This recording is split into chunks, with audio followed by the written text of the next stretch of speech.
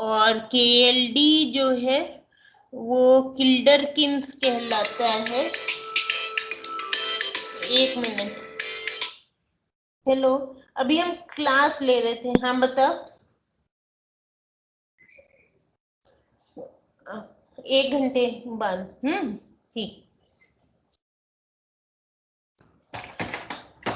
हाँ तो ये इसका जो यूनिट जो होती है, वाटर कंजम्पशन की जो टेबल है, इसमें यूनिट जो है ये किल्डरकिंस में चलता है। KLD is किल्डरकिंस, and 1 kilderkin is roughly 82 liter. So KLD is kilderkins.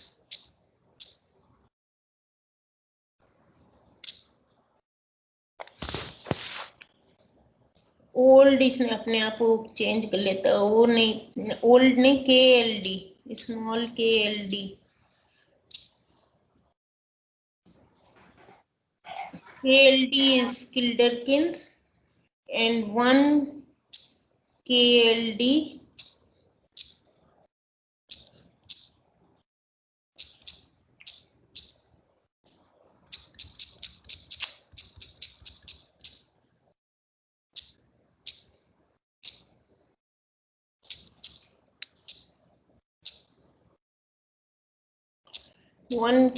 is 81.8 liters.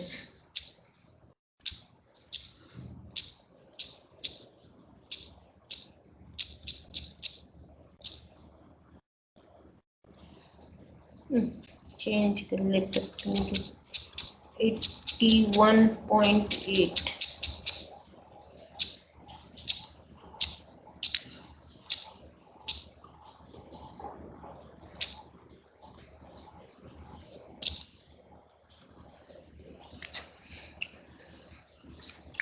तो ये यूनिट होती है जब बल्क में, ये ऐसे इंडस्ट्री के लिए बल्क में वाटर फ्लो का ये डायग्राम बनाते हैं, तो ये केएलडी यूनिट यूज करते हैं। ठीक है। और जो वाटर का जो जगह जगह से वाटर सैंपल लेते हैं, उसका जो करेक्टराइजेशन है कि मतलब कितना अच्छा या कितना खराब है, और उसको किस वाटर बॉडी में मिक्स कर सकते हैं नहीं कर सकते हैं, उसके लिए जो स्टैंडर्ड ये वेस्ट वाटर के टेस्ट होते हैं ये करते हैं, जिसमें कि पीएच आता है और ये सस्पेंडेड सॉलिड जिसको एसएस लिखा है, और chemical oxygen demand, biological oxygen demand. ठीक है। ओएनजी कुछ देखना पड़ेगा, ऑर्गेनिक कितना निकल रहा है, क्योंकि इसमें ऑर्गेनिक चीजें यूज कर रहे हैं, तो ऑर्गेनिक्स एंड जी से कुछ और होगा, देख के बता देंगे। और सल्फेट्स, क्लोराइड्स, ये सब चेक करते हैं, और साथ में डीडीटी भी चेक करते हैं कि मतलब जो बन रहा है वो या बाई प्रोडक्ट या फिर जो रिएजेंट एक्सेस में यूज कर रहे हैं वो भी कितना निकल रहे हैं। ठीक है। और मतलब सॉलिड वेस्ट, क्योंकि सॉलिड वेस्ट जनरेटेड उसमें जो है एक लिमिट होती है कि आप कितना डंप कर सकते हैं पर मंथ। तो इसमें वही दिया हुआ है 18 टन पर मंथ, जिसमें कि 70% वाटर रहता है। मतलब उसकी वो भी देखनी पड़ती है ना कि मतलब बर्न होगा कि नहीं, जो सॉलिड वेस्ट है उसमें मॉइस्चर कंटेंट कितना है, तो 70% उसमें एक्चुअली मॉइस्चर कंटेंट रहता है। और फिर इफ्लुएंट ट्रीटमेंट प्लांट को जाता है, म्युनिसिपल डंपिंग यार्ड को जाता है। ये सब इसमें स्लाइड 5 में दिया हुआ है।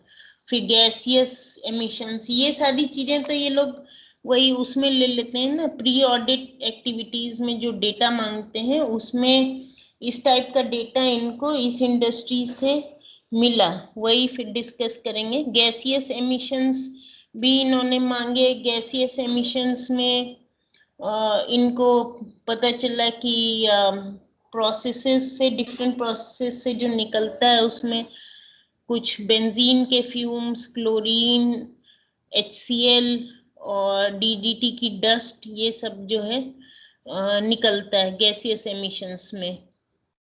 एंड इंडस्ट्री ने खुद रिपोर्ट किया कि इनकी जो केमिकल ऑक्सीजन डिमांड है वो ज़्यादा है और उसको इन्हें लाना है lower. The industry reported its problems to bring down COD within permissible limit of 250 milligram per litre.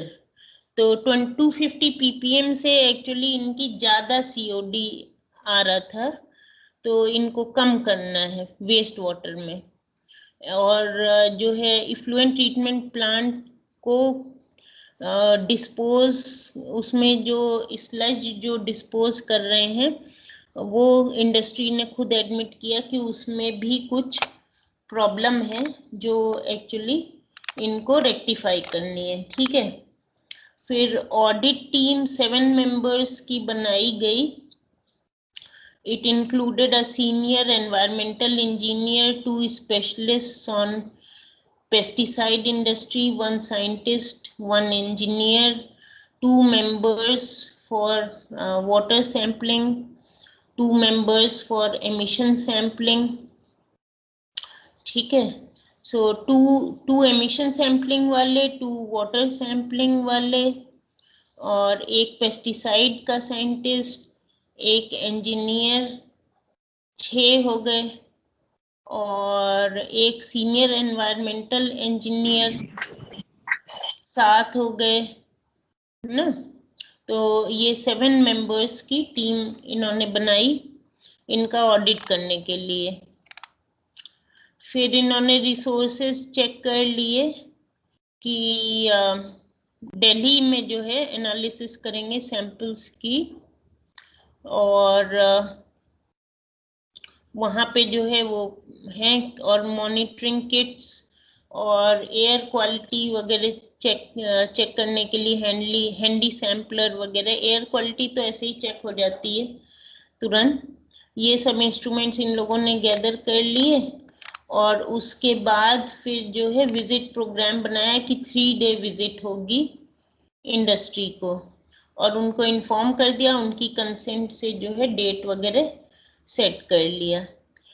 अब आते हैं मेन, फिर ऑन साइट जब ऑडिट के लिए गए तब इन्होंने जो है क्या क्या किया।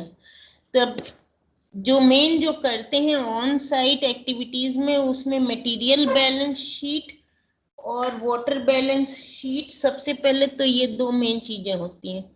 तो मटेरियल बैलेंस शीट का अब ये जो है स्टार्ट होता है स्लाइड 7 से।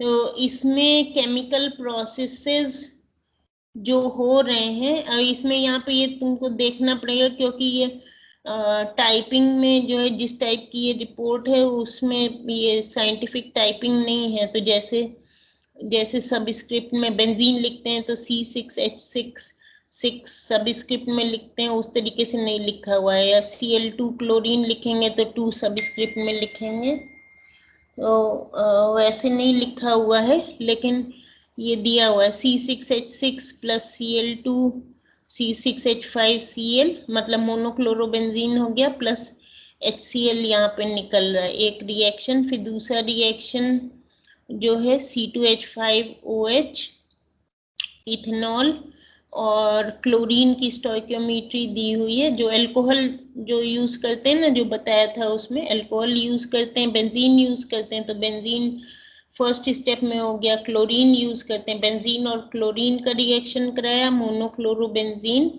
और HCl निकला। फिर अल्कोहल और क्लोरीन से जो है ये क्लोरल बनाएंगे, तो उसके ये उसका स्टेप है। फिर ओलियम के साथ किया, और उसके बाद में फिर फाइनल जो 4th रिएक्शन है उसमें जो है DDT बन रहा है। और ओलियम की जगह जो है, जो 4th रिएक्शन है, ओलियम में चूंकि सल्फर ट्राइऑक्साइड इन सल्फ्यूरिक एसिड होता है, तो वो लास्ट स्टेप में देख लो, पहले अल्कोहल से मतलब ये बनाया है, क्लोरीन के साथ रिएक्शन करा, फिर उसके बाद क्लोरल से एल्डिहाइड बनाया, फिर उसके बाद जो है तब फाइनली DDT ओलियम की प्रेजेंस में बना है। ओलियम की जगह जो है H2SO4.SO3 लिखा हुआ है।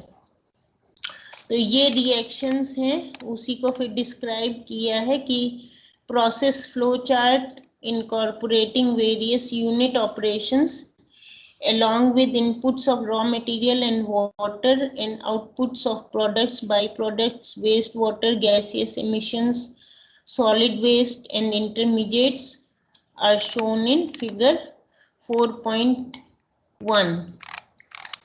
फिगर 4.1 नीचे है, और नीचे है उसके पहले एक टेबल है, तो वो बाद में आएगा।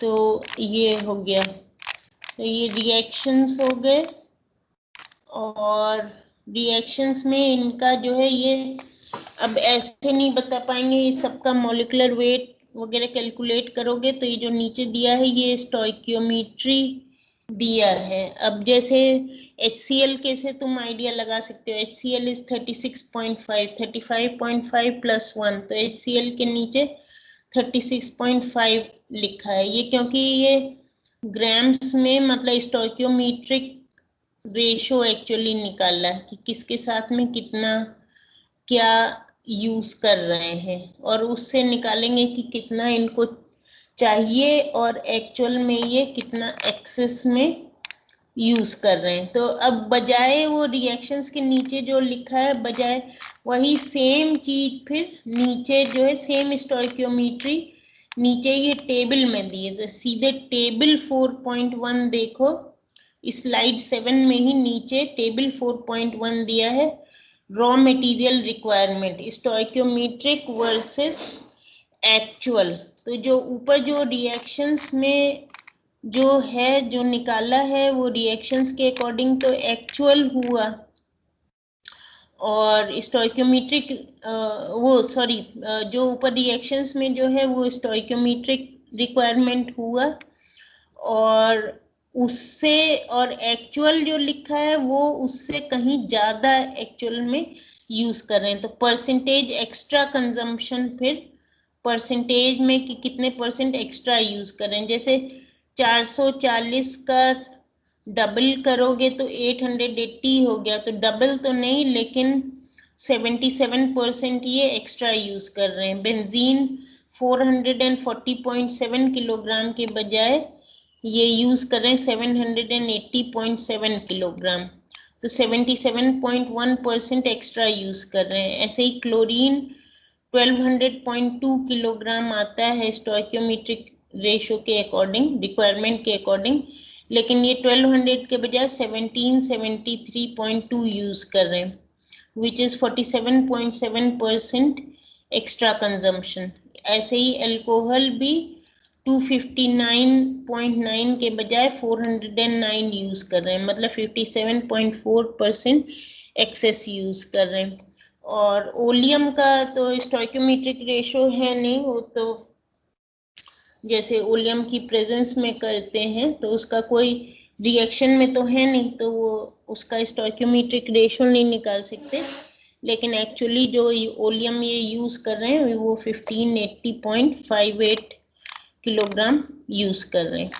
और उसके टेबल के नीचे वो भी लिखा है कि this is based on data for 4 years। तो क्योंकि जो एक्चुअल वाला जो है it may very a little bit, तो 4 year एवरेज के अकॉर्डिंग 4 year एवरेज में जो यूज किया है उसके अकॉर्डिंग है। एक्चुअल वाले में ही स्टार बना के लिखा हुआ है, क्योंकि एक्चुअल वाला ही जो है वो ईयर टू ईयर थोड़ा वेरी करता है, और स्टोइकियोमेट्रिक तो रिएक्शन के अकॉर्डिंग है, तो रफली ऑन एन एवरेज इतने % एक्स्ट्रा कंजम्पशन इनका होता है। जबकि मतलब एक्सेस ऐसे तो अलाउड होता है, एक्सेस सभी यूज करते हैं इंडस्ट्री में, लेकिन बहुत ज्यादा नहीं होना चाहिए। और उससे अगर बहुत ज्यादा पॉल्यूशन हो रहा है तब फिर वही उस पे क्वेश्चन मार्क होता है। थोड़ा एक्सेस तो सब इंडस्ट्री वाले जो हैं यूज करते हैं। अब ये फ्लो चार्ट है, sources of waste water and emissions.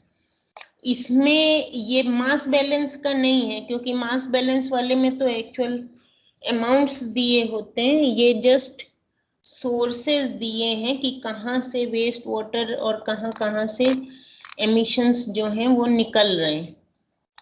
तो बेंजीन कहाँ कहाँ यूज कर रहे हैं, कहाँ कहाँ इनपुट हो रहा है बेंजीन, क्लोरीन कहाँ कहाँ इनपुट हो रहा है, फिर एल्कोहल कहाँ कहाँ इनपुट हो रहा है, वो इसमें दिखाया हुआ है।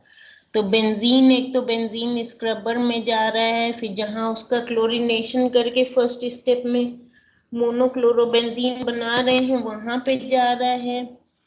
फिर सेकेंड स्टेप में भी यूज होएगा। तो बेंजीन दो जगह इनपुट हो रहा है, बेंजीन स्क्रबर में उसको मतलब वही ड्राई करने के लिए, और ड्राई करने के बाद में वो फिर क्लोरीनेशन वाले में जा रहा है। और ऊपर जो है स्क्रबर से जो मतलब निकलेंगे वेपर्स जो निकलेंगे, वो अगेन दो टाइप के एब्जॉर्बर में उनको करने के बाद में फिर वेंट लिखा है, मतलब फिर बाहर एटमॉस्फेयर में निकाले। तो क्योंकि जैसे स्क्रबिंग के लिए जब बेंजीन जाती है, स्क्रबिंग के लिए ड्राइंग के लिए जाती है, तो ड्राई होती है और ड्राई होने के बाद उसको क्लोरीनेशन वाले यूनिट में ले जाते हैं क्लोरीनेशन करने के लिए, मोनोक्लोरो बेंजीन बनाने के लिए। लेकिन उसके बाद में जो आफ्टर यूज कुछ एक्सेस जो बेंजीन बचती है उसको एब्जॉर्बर्स के थ्रू, मतलब थोड़ा सा उसमें से जो है वो वापस एब्जॉर्ब हो जाए, तो थोड़ा रिकवर करने के लिए एक तो एब्जॉर्ब हुआ, उससे 20% HCl इन्होंने बनाया, और दूसरे सेकेंड टाइम जो एब्जॉर्ब किया उसको 2 ETP लिखा, 2 इफ्लुएंट ट्रीटमेंट प्लांट। तो जो एक्सेस वाली जो निकलती है उसको भी सीधे एटमॉस्फेयर में वेंट के थ्रू सीधे एटमॉस्फेयर में मिक्स करने के पहले 2 बार थ्रू एब्जॉर्बर ले जाते हैं। तो ये वही मतलब पॉल्यूशन के लिए चेक्स हैं कि 2 बार एब्जॉर्बर के थ्रू ले जाते हैं, फिर वेंट से बाहर निकाल देते हैं। और कुछ जो है वो जितनी एब्जॉर्ब हो जाती है उसको इफ्लुएंट ट्रीटमेंट प्लांट में ले जाते हैं, जो नहीं एब्जॉर्ब होती तो उसका कुछ कर नहीं सकते, क्योंकि 100% एब्जॉर्प्शन तो होता नहीं। जो नहीं एब्जॉर्ब होती वो वेंट के थ्रू फिर बाहर निकाल देते हैं, उससे पॉल्यूशन होता है। फिर सेकेंड स्टेप में जो है बेंजीन अगेन यूज कर रहे हैं, वही फर्स्ट स्टेप का ही दिखाया क्लोरीनेशन के लिए, ड्राइंग के बाद में क्लोरीनेशन। ठीक है, क्लोरीनेशन भी ये मोनोक्लोरोबेंजीन का फॉर्मेशन फर्स्ट स्टेप में ही आ जाता है। तो वो फिर क्लोरीनेशन के बाद MCB लिखा है, दैट इज मोनोक्लोरोबेंजीन, और नीचे DCB जो लिखा है डाइक्लोरोबेंजीन, वो बाई प्रोडक्ट है। ठीक है, ये फर्स्ट वाला हो गया। अब यहाँ पे जो मोनोक्लोरोबेंजीन है वो रोक के रखेंगे, फिर वो थर्ड स्टेप में कंडेंसेशन के लिए यूज होगा। फिर उसके पहले अब मेन जो प्रोसेस है सेकेंड स्टेप में वो क्लोरल बनाने का है, जो कई स्टेप में बनता है, जिसमें अल्कोहल का क्लोरीनेशन करते हैं। तो क्लोरीन जो है 2 जगह यूज हो रहा है, एक तो बेंजीन के क्लोरीनेशन के लिए और दूसरा अल्कोहल के क्लोरीनेशन के लिए। अल्कोहल का क्लोरीनेशन करके वही सेकेंड स्टेप के रिएक्शन में जो था क्लोरल बनाते हैं। तो और अल्कोहल को भी जो है वो कंडेंसर के थ्रू कंडेंस कर करके थोड़ा रिकवर कर लेते हैं। तो ये देख रहे हो रिकवर रिसाइकिल कर रहे हैं, जैसे अल्कोहल एक तो मेन जा रहा है क्लोरीनेशन वाले में, फिर ऊपर जो कुछ वेस्ट निकल रहा है उसको फिर रिसाइकिल कर रहे हैं, रिसाइकिल एंड रीयूज कर रहे हैं अल्कोहल को कंडेंस करके, क्योंकि वेपर्स होंगे उनको कंडेंस करके फिर से जो है क्लोरीनेशन के लिए रीयूज कर रहे हैं, रिसाइकिल कर रहे हैं और क्लोरल बना रहे हैं। फिर क्लोरल के बाद में फिर ओलियम यूज कर रहे हैं और ऊपर से मोनोक्लोरोबेंजीन लाके फिर क्लोरल और मोनोक्लोरोबेंजीन का कंडेंसेशन कर रहे हैं ओलियम की प्रेजेंस में। और तब उसके बाद फिर उसकी ये बस वॉशिंग और न्यूट्रलाइजेशन विद कास्टिक सोडा करते हैं और फिर जो है ये फाइनली डीडीटी बन जाता है, जो फिर डिस्टिलेशन के बाद में उसको सॉलिडिफाई कर लेते हैं। और डिस्टिलेशन यूनिट से देख रहे मोनोक्लोरोबेंजीन वेपर्स जो हैं वो रिकवर कर ले रहे हैं। जो मोनोक्लोरोबेंजीन मतलब कंडेंस नहीं हुआ, एक्सेस में था, उसको रिकवर कर ले रहे हैं ये लास्ट स्टेप में, जहां पे ये डीडीटी सॉलिडिफाई कर रहे हैं। तो ये ओवरऑल जो है पूरा चार्ट है, थोड़ा और डिटेल में है, जिसमें तीनों स्टेप दिखाए हुए हैं और कहाँ कहाँ ये रिकवरी रीयूज कर रहे हैं, कहाँ रिसाइकलिंग कर रहे हैं और कहाँ कहाँ पे एमिशन निकल रहे हैं, कहाँ बाई प्रोडक्ट निकल रहे हैं और उनका क्या कर रहे हैं, किसको कहाँ ले जा रहे हैं, वो ये पूरा इसमें दिया हुआ है। इस फिगर 4.1 में पूरा दिया हुआ है कि कौन सा कहाँ से निकल रहा है, उसको फिर ये कहाँ पे ले जा रहे हैं। फिर नेक्स्ट स्लाइड जो है उसमें तब फिर वेस्ट फ्लो वाला आता है। तो उसमें ही ऊपर लिखा हुआ है फिगर 4.2 के लिए कि वाटर बैलेंस शीट जो है वो फिगर 4.2 में अब वाटर बैलेंस वाला दिया है और टोटल वाटर रिक्वायरमेंट जो है वो 460 किल्डरकिन्स है। तो लीटर में अगर चाहिए तो 460 इंटू 82 हो गया, रफली इतने लीटर पानी जो है इनका जो है टोटल रिक्वायरमेंट है। और जो वेस्ट जो जनरेट होता है वो 290 किल्डरकिन्स जनरेट होता है। अब वही जो है और डिटेल में ये यहाँ लिखा हुआ है कि ये वेस्ट फ्लो वाले में कि क्या क्या करते हैं कि waste water generated from process is 30 kilderkins from HCl scrubber, फिर 30 kilderkins from HCl scrubber of chloral plant. ऐसे ऐसे ये सब नहीं पढ़ेंगे, डिटेल में दिया हुआ है कि कितना कितना कितना कितना किल्डरकिन जो है वो कहाँ से वेस्ट वाटर किस किस प्लांट से निकलता है और डोमेस्टिक वेस्ट वाटर को जो है किस सेप्टिक टैंक से ले जाते हैं वगैरह, वही सारा इसमें जो है दिया है। अब सीधे ये चार्ट वाटर बैलेंस वाला खोलना पड़ेगा, लेकिन ये जो है साइडवेज है। अब इसको अगर उसमें गूगल में अगर खोलोगे तो ये रोटेट हो जाएगा और रोटेट करके तब फिर इसमें देख सकते हो। मैंने जिसमें खोला हुआ है इसमें यहाँ पे तो नहीं रोटेट होगा, बट एक सेकेंड।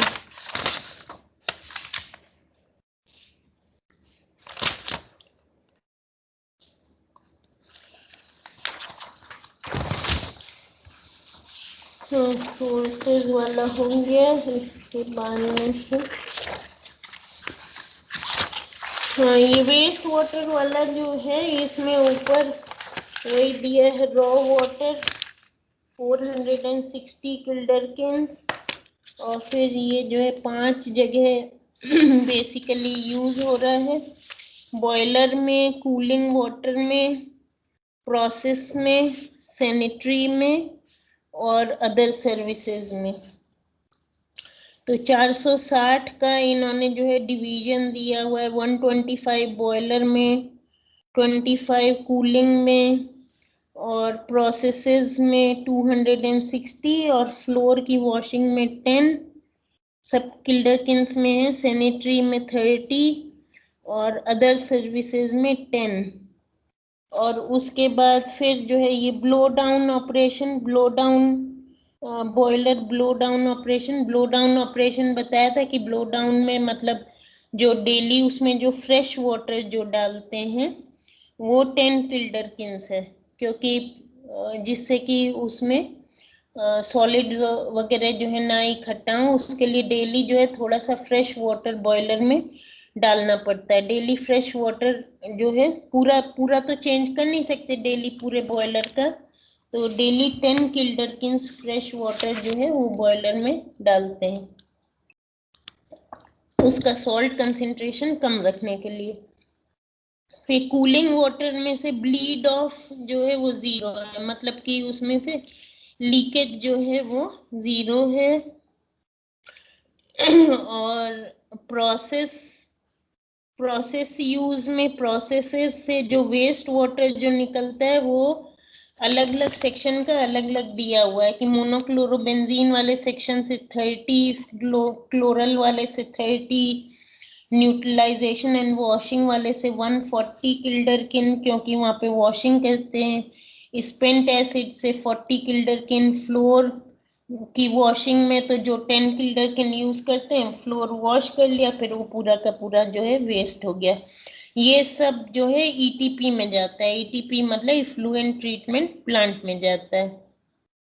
और जो सेंट्री का मतलब टॉयलेट्स का है वो पूरा का पूरा 30 उसमें यूज करते हैं, 30 पूरा वेस्ट हो जाता है, वो सेप्टिक टैंक में जाता है और फिर ये पब्लिक सीवर में जाता है। मतलब जो इफ्लुएंट ट्रीटमेंट प्लांट का है और सेप्टिक टैंक का है ये सब मिला जुला के पब्लिक सीवर में जाता है। और अदर सर्विसेज वाला अदर में यूज हो जाता है, जैसे गार्डनिंग, फायर एटसेट्रा, वो सब अदर चीजों में, गार्डनिंग वगैरह करने में, इधर उधर पेड़ पौधे पानी लगाने के लिए, पीने का पानी भी उसी में आ जाएगा सब कुछ, वो सब अदर सर्विसेज में 10 किल्डरकिंस पर डे इनका यूज होता है।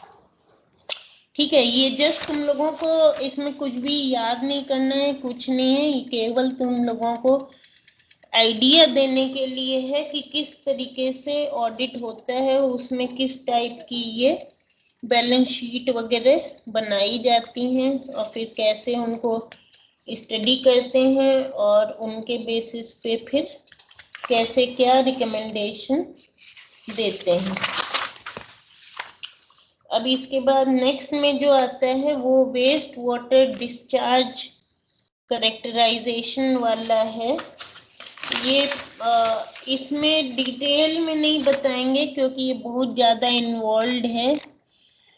इसमें जस्ट ये है कि एक तो ये देख सकते हो कि जो डिफरेंट एरोज के ऊपर जो सॉलिड स्क्वायर फिल्ड इन वाले बना रखे हैं और उसमें 1 2 3 4 5 6 7 8 ऐसे करके ये नंबर डाले हुए हैं, ये वो हैं जहां जहां से सैंपल इन्होंने उठाया है। ठीक है, और यहाँ से सैंपल उठा के ये जितने थे 17 जगह से सैंपल उठाया है और ये 17 का नीचे जो है वो दिया हुआ है कि फिर एनालिसिस के बाद में उनके करेक्टरिस्टिक क्या क्या आए। तो 1 2 वाले ब्लैंक हैं और उसके बाद 3rd 4th से सब दिया हुआ है, DDT, DDE और pH, जैसे pH दिया है 7.1, सस्पेंडेड सॉलिड 6, ये सब ppm में होंगे। Chlorine 98, COD 177, sulphate 23। ठीक है, तो हर सैंपल का पूरे 17 तक के सैंपल का 15 16, इसमें 17 वाले पे नंबर नहीं डला है ऊपर, वो स्लश ड्राइंग बेड के बगल में एक सैंपल का वो बना हुआ है, उस पे 17 गलती से डलना रह गया, बाकी सब पे नंबर डले हैं। एकदम शुरू से देखोगे, फर्स्ट मोनोक्लोरोबेंजीन सेक्शन से देखोगे तो 1 2 3 4 5 ये जहां जहां से सैंपल उठाए हैं कि सेपरेटर के पहले, बाद में, सेटलिंग टैंक में जाने के पहले, निकलने के बाद, इक्वलाइजर में ऐसे ही सैंपल जाने के पहले, इक्वलाइजर से निकलने के बाद, फिर न्यूट्रलाइजेशन में जाने के पहले, बाद में। तो इस तरीके से हर यूनिट में वही जाने के पहले वाला सैंपल और उससे फिर निकलने वाले सैंपल की एनालिसिस करिए। और वही नीचे जो है वो मेन चीजें दी हुई हैं, ऊपर यूनिट दी हुई हैं। अगर ऊपर इस चार्ट में राइट हैंड साइड में जो 2 स्टार बना के लिखे हुए हैं वो देख सकते हो। ये जो फर्स्ट और सेकंड और 10th जो ब्लैंक है उसके लिए दिया हुआ है कि no discharge at the time of sampling at point 1 to 10। क्योंकि ये लोग तो जो इन लोगों से, इंडस्ट्री वालों से जो डेटा लेते हैं, जो शीट्स लेते हैं, चार्ट बनवा के मंगवाते हैं, उसी पे ऑडिट टीम वहां जाने के पहले इंडिकेट कर लेती है कि कहाँ कहाँ से सैंपल उठाना है। तो इन्होंने तो अपना इंडिकेट कर लिया कि ये इन 17 जगह से हम सैंपल उठाएंगे और उठा लिया, लेकिन जब उठाने गए तो वही 3 जगह पे वहां पे एक्चुअली डिस्चार्ज वहां पे कोई नहीं आ रहा था, मतलब वहां पे कोई उस समय इफ्लुएंट निकल नहीं रहा था, तो वो ब्लैंक है डब्बे। तो वहां पे कोई मतलब या तो चल नहीं रहा था या उसमें कोई डिस्चार्ज आ नहीं रहा था। तो वो इन्होंने लिख दिया इन पॉइंट्स पे 3 जगह पे कोई डिस्चार्ज नहीं था, और जहां जहां डिस्चार्ज था वो वैल्यूज दी हुई हैं, और ऊपर यूनिट लिखी है, units of DDT DDE are in microgram per litre. तो ये पीपीएम से भी और लोअर है, क्योंकि पीपीएम में तो इतना वही बहुत ज्यादा हुआ। पीपीएम तो होता है मिलीग्राम पर लीटर को पीपीएम कहते हैं, लेकिन ये माइक्रोग्राम पर लीटर है, मतलब 10⁻⁻6 ग्राम पर लीटर है। जो वैल्यू है इंटू 10⁻⁻6 हो गया, माइक्रोग्राम है, माइक्रोग्राम पर लीटर है। और other parameters except pH are in ppm, milligram per litre.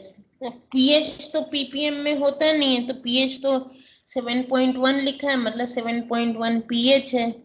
और जो बाकी चीजें हैं जैसे सीओडी वगैरह है, सीओडी है, सस्पेंडेड सॉलिड है, ये सब पीपीएम में वैल्यूज है, मिलीग्राम पर लीटर में है। खाली डीडीटी डीई डीडीई जो है ये माइक्रोग्राम पर लीटर में, क्योंकि डीडीटी अगर इतना पीपीएम होगा तो वो तो बहुत हेजार्डस होता है, तो वो बहुत ज्यादा हो गया। तो इसलिए डीडीटी और डीडीई भी वही कुछ है। जैसे डीडीटी डाइक्लोरो डाइफेनाइल है, तो वो डीडीई का फुल फॉर्म देखना पड़ेगा। वो शायद डाइक्लोरो डाइफेनाइल इथेन या कुछ कुछ कुछ ऐसे ही रहता है, हम भूल गए, देखना पड़ेगा डीडीई। तो डीडीई भी जो है, डीडीई डीडीटी वो जो है इसमें है, माइक्रोग्राम पर लीटर में है, सीओडी वगैरह पीपीएम में है, और पीएच की कोई यूनिट नहीं होती है ना। डीडीई, एक सेकेंड,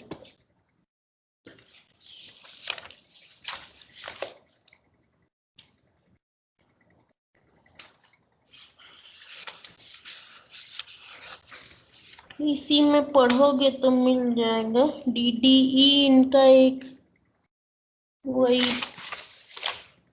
बाई प्रोडक्ट है, जैसे मोनोक्लोरोबेंजीन के साथ में डीसीबी है, डाइक्लोरोबेंजीन है, ऐसे ही एक डीडीई भी था।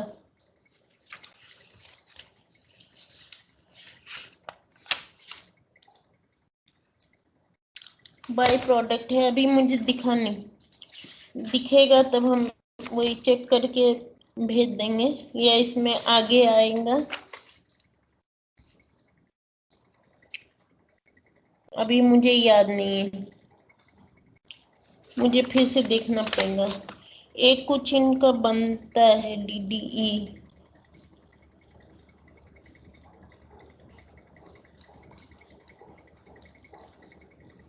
DDE शायद यही है, डाइक्लोरोइथेन है कहीं पे ये।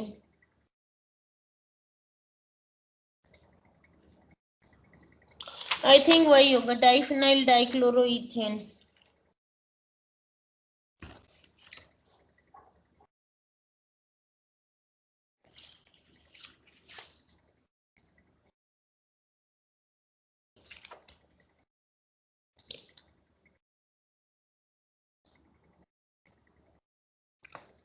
क्योंकि DDT डाइक्लोरो ट्राइक्लोरोइथेन होता है और डाइफिनाइल डाइक्लोरो नहीं, क्या था DDT, एक सेकेंड,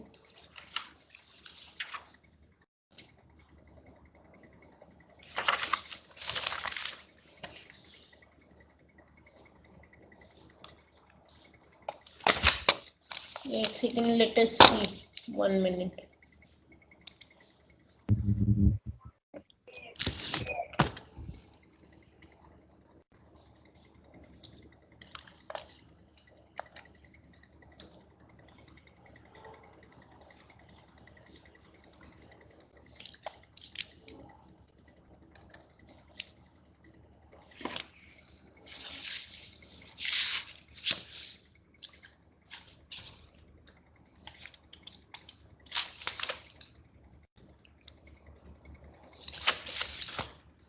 कहाँ गई रिएक्शन?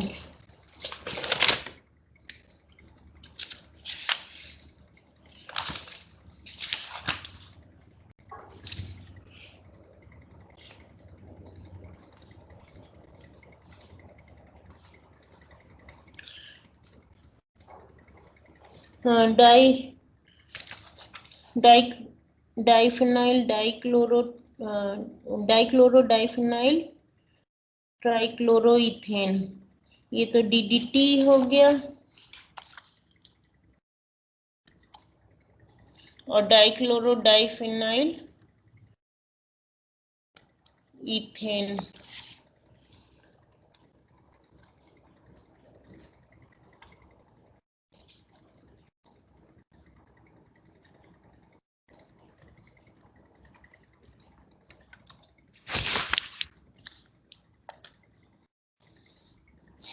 डाइक्लोरो डाइफिनाइल ट्राइक्लोरोइथेन तो DDT हो गया जो बताया, और DDE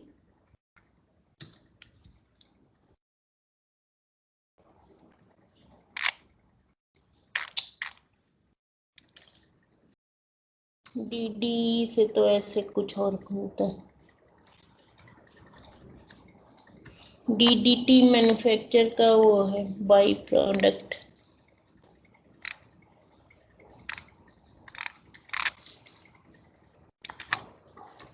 DDE by product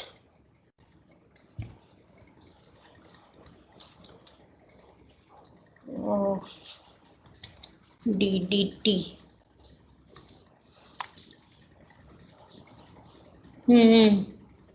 dichloro diphenyl dichloroethylene DDE is a chemical compound formed by the loss of HCl from DDT, which is one of the common breakdown products of DDT। तो वही by product बनता है, dichloro diphenyl डाइक्लोरोएथिलीन। ये जो है HCl जब निकल जाता है DDT से, HCl डिहाइड्रोहेलोजिनेशन से ये बनता है। DDT से HCl निकल जाता है तो DDE बन जाता है। इसीलिए जो है वही HCl इनका निकलता भी है उसमें एमिशंस में, और ये जो है वो DDT फॉर्मेशन के टाइम पे कुछ ब्रेकडाउन होके HCl निकल जाता है तो बाई प्रोडक्ट जो है DDE भी बनता है, डाइक्लोरो डाइफिनाइल डाइक्लोरोएथिलीन। और डाइक्लोरो डाइफिनाइल ट्राइक्लोरो इथेन ये वो हो गया DDT।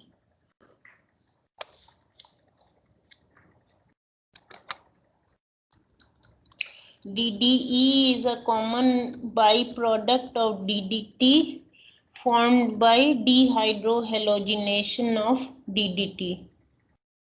DDT में से HCl निकल जाने पे DDE बन जाता है।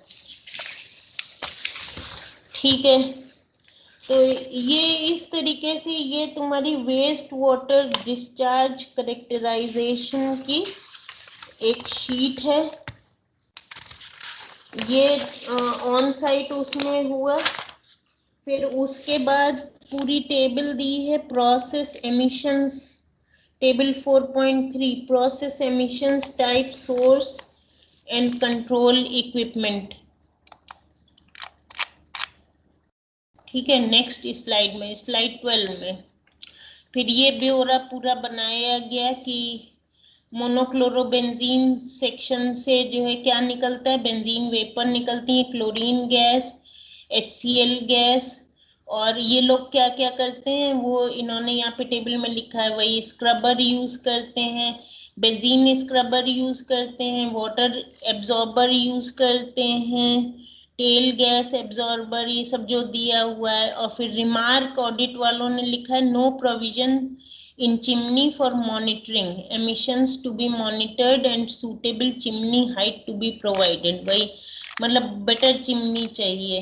ठीक है, तो इसी तरीके से ये सब टेबल है हर सेक्शन की। तो मेनली इनका रिमार्क जो है उसी वाले में था, फर्स्ट वाले में, कि इनको जो है चिमनी की हाइट सही करनी है और जो है वो करना है, चिमनी की हाइट सही करनी है और एब्जॉर्प्शन जो है वो और बेटर करना है इनको। तो ये इनका एक रिकमेंडेशन हुआ। फिर उसके बाद और आगे जाओगे तो फील्ड ऑब्जर्वेशंस हैं इनके फिर। ठीक है, ये यहाँ पे एक्चुअली दिया हुआ है जो अभी तुम्हें देख के बताया। The solid waste was analysed for DDT and DDE।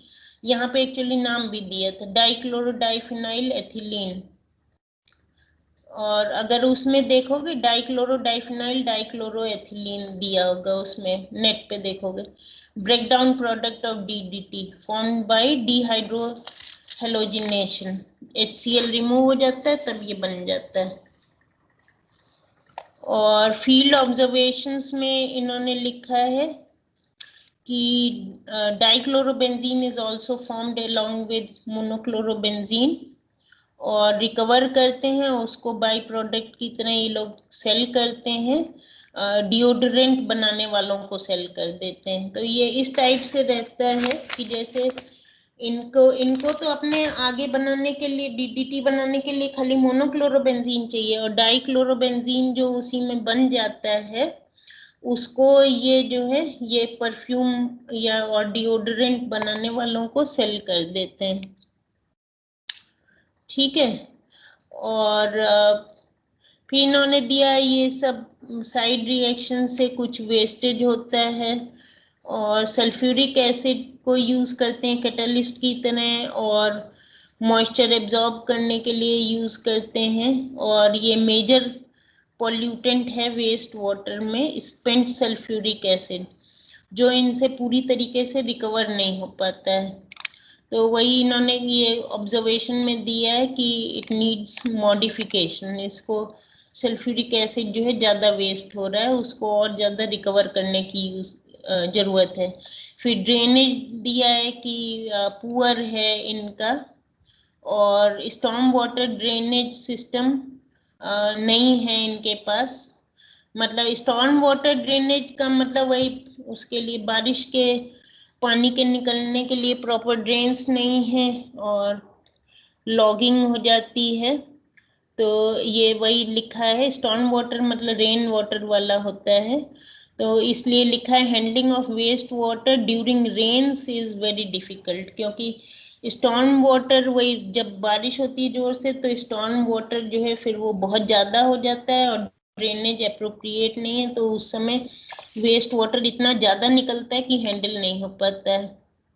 और लाइम सोडा प्रोसेस जैसे बताया था, लाइम सोडा प्रोसेस से न्यूट्रलाइजेशन करते हैं इफ्लुएंट ट्रीटमेंट प्लांट में, लेकिन वो इनसफिशिएंट है। मतलब लाइम और बढ़ाना चाहिए, क्योंकि ये पीएच जो है वो ये वही दिया है कि लाइम डोसेज जो है is not adjusted properly to get proper pH.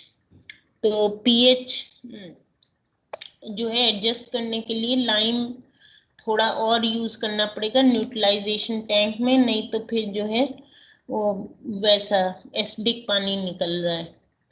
और क्योंकि सल्फ्यूरिक एसिड इतना ज्यादा निकलता है तो बड़ा एसिडिक पानी निकल रहा है उसमें। कुछ लाइम से न्यूट्रलाइजेशन करते हैं, लेकिन और न्यूट्रलाइजेशन करने की जरूरत है। Sludge drying beds of effluent treatment plant are choked, तो वो चोक्ड नहीं होने चाहिए, इसलिए सॉलिड वेस्ट जो है वो प्रॉपरली कलेक्ट नहीं होता है। तो ये सब इनके रिकमेंडेशन थे। फिर टेबल उसके नीचे एक और टेबल है 4.3 एम्बिएंट एयर क्वालिटी। ये तो इसमें कुछ नहीं बताएंगे, इसमें तो अपने आप ही देख सकते हो कि जो इनकी डिफरेंट प्लांट्स और डिफरेंट बिल्डिंग थी इनकी इंडस्ट्री की, उसमें से वही देख सकते हो सुबह दोपहर में शाम को जो है एयर सैंपल कलेक्ट किए हैं और उनको सल्फर डाइऑक्साइड, क्लोरीन और ये पार्टिकुलेट मैटर के लिए एसपीएम किसी चीज का वही पार्टिकुलेट मैटर के लिए जो है वो किया है, एनालाइज किया है। और यूनिट ऊपर दिए माइक्रोग्राम पर मीटर क्यूब। मीटर क्यूब क्योंकि वो तो एयर है तो वो उसका वॉल्यूम होगा, पर मीटर क्यूब कितने माइक्रोग्राम मिला वो दिया है। और सैंपल का टाइम दिया है कि मतलब कितने टाइम पीरियड में वो एयर जो है इन्होंने कलेक्ट किया, जिसकी सैंपल कलेक्ट किया, जिसकी की फिर एनालिसिस करी है। किसी को 240 मिनट्स, कोई 120 मिनट्स ऐसे किया। तो 120 मिनट तो 2 घंटा हो गया है ना, 2 घंटे में किया है, कुछ को 4 घंटे में किया है, इस तरीके से। और नीचे जो है फिर उसी में एक और छोटी सी टेबल है ग्राउंड वाटर एनालिसिस। जगह जगह से ग्राउंड वाटर का सैंपल लेके उसको पीएच और ये सब देखो सब पीपीएम में दिए, मिलीग्राम पर लीटर। खाली कंडक्टिविटी तो माइक्रो मो पर सेंटीमीटर है ना, ओम इनवर्स में, ओम इनवर्स पर सेंटीमीटर, माइक्रो ओम इनवर्स पर सेंटीमीटर। और ये सब तो तुम लोगों ने पढ़ा हुआ है, pH, chloride, sulphate, total hardness, conductivity, phosphate, nitrate, एल्केलिनिटी और डीओ डिसॉल्व्ड ऑक्सीजन, फिर DDT, PP prime, OP prime, PP prime ये नहीं बता पाएंगे, ये कुछ उनका उसी के लिए स्पेसिफिक है, पढ़ना पड़ेगा।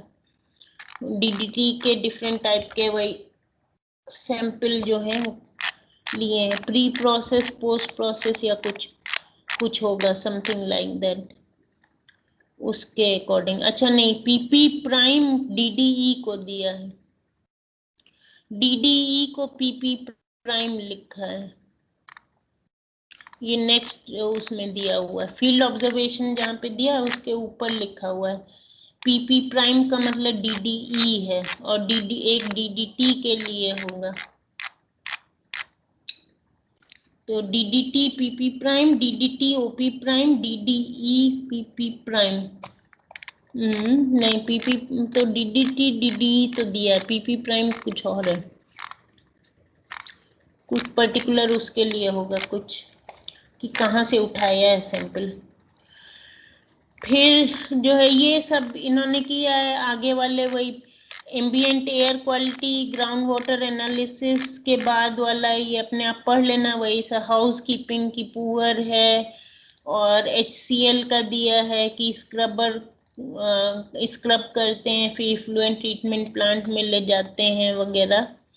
और HCl की लोडिंग इनको ज़्यादा मिली है, HCl फ्यूम्स काफ़ी ज़्यादा हैं और स्टोरेज टैंक से भी एमिशन निकल रहे थे और यही सब जो है दिया है। हाउस कीपिंग पुअर था, कलर कोड नहीं यूज़ किए हुए थे, साइन बोर्ड प्रॉपर नहीं थे, ये सब दिया था। फिर इन्होंने एक रिपोर्ट बनाया है, वो ड्राफ्ट रिपोर्ट फिर दिया हुआ है कि इन्होंने जो है अपने रिकमेंडेशन दिए हैं और उसमें बहुत सारी चीज़ें दी हैं कि इसको यहाँ डिस्पोज कर सकते और ट्रीटमेंट ETP का ट्रीटमेंट सफिशेंट नहीं है, ये सब दिया है। वो मतलब वही सैंपल है अगेन, तो जिसको जितना इंटरेस्ट हो पढ़ सकते हो, ठीक है। फिर उसके बाद नीचे एक और ऑर्गेनोफॉस्फोरस पेस्टिसाइड इंडस्ट्री की वो दी हुई है। तो हमने DDT वाली बता दी, दूसरे पेस्टिसाइड इंडस्ट्री की इसमें नहीं दिया है कंप्लीट, क्योंकि वो नहीं बताना है। एक का केस हिस्ट्री बता दिया। अब ऐसा करेंगे कि नेक्स्ट क्लास में जो है वो नेक्स्ट क्लास में पहले मेथडोलॉजी पढ़ा देंगे, मेथडोलॉजी ऑफ वही बेसलाइन डेटा कलेक्शन, पहले उसको पढ़ा देंगे। फिर उसके बाद में टाइम बचेगा तब और जो इधर उधर की वो है केस हिस्ट्री